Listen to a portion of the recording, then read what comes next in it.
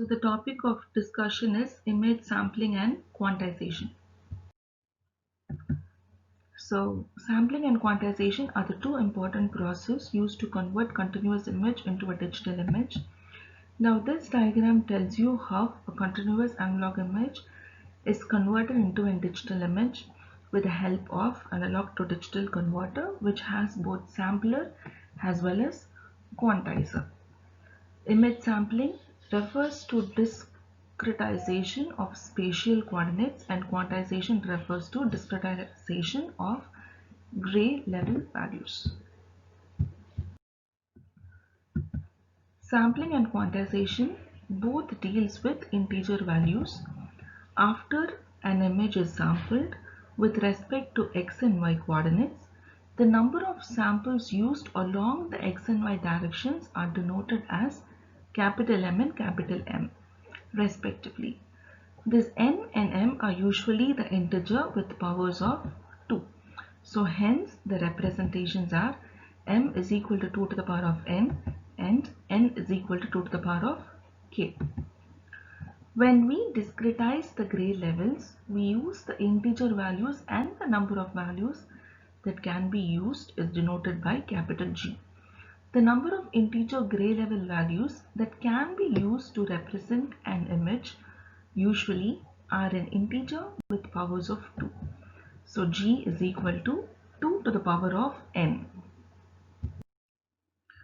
So an image of size n cross m consisting of nm pixels.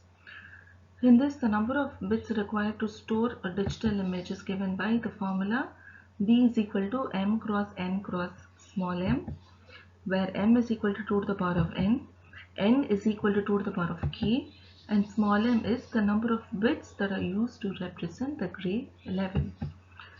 So if capital M is equal to capital N, then we say that B is equal to n squared m.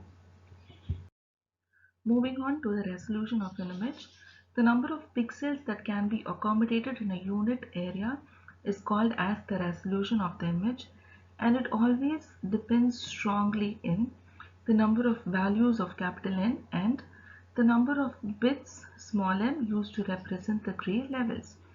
When we increase capital M and small n values, the resolution increases and the storage requirement also increases. So let us see two examples of how to calculate a storage size.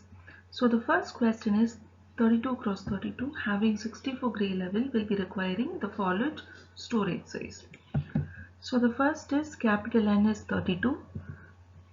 We need to find out what is small m, and we know by formula G is equal to 2 to the power of m.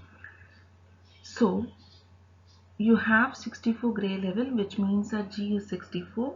So 64 is equal to 2 to the power of m, where we come to a conclusion saying that m is equal to 6.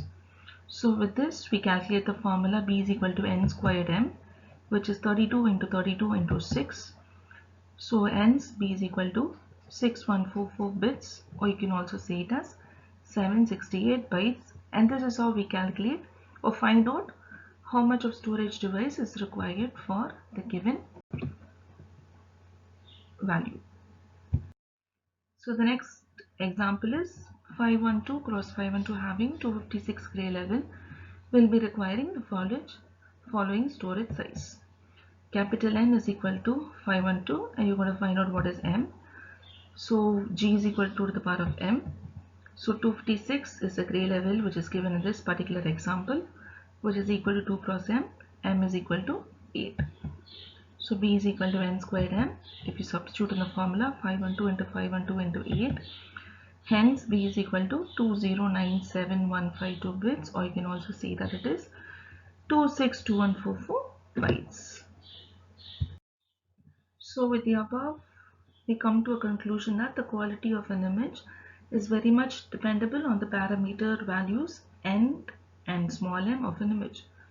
When the spatial resolution and gray level quantization are decreased, the digital image quality also decreases. Image dimensions denotes the number of rows and columns. Most of the time we tend to work with square images where the height and width is a power of 2. Example 128, 256, 512, 1024, etc. Note that these images may or may not have the same resolution. The number of binary bits used in representing the intensity values or the gray levels is associated to image quantization. The digitization process of the spatial coordinates is known as image sampling, and the amplitude conversion of an intensity value to a digital representation is known as gray level quantization. A very interesting phenomenon known as checkerboard effect is going to be discussed. This effect is observed by leaving unchanged the number of gray levels and varying the spatial resolution while keeping the display area unchanged. The checkerboard effect is caused by pixel replication, that is, lower resolution images were duplicated in order to fill the display area. Now this phenomenon can be visualized in the images which are shown below. Now let us say that we are going to do it for m is equal to 8, and for 256 cross 256 pixels the image appears perfectly picture clear. When we move on to 128 cross 128 pixels, the image becomes, the resolution is lowered. The next is 64 cross 64 pixels. Again, the quality is much lower. And then for 32 cross 32, the checkers start forming. And while going into 16 cross 16, we can see only checks, which represents the checkerboard effect. Another interesting phenomena is false contouring. When the number of gray level values in the image is decreased below 64, the foreground details merges with the background details of an image, and this effect is very much noticed with 16, 8, 4 and 2 gray levels. This degradation phenomena is known as false contouring. Now, when n is going to be 256 and small m is 8, the image appears bright. And I'll just show this image. Now, when m is equal to 7, 6, 5, 4, 3, 2, and this is 1. So hence we say that when the number of gray levels in an image is low, the foreground details merges with the background details of the image and causes an effect which is known as the false contour. With this, we have come to the end of sampling and quantization. Thank you.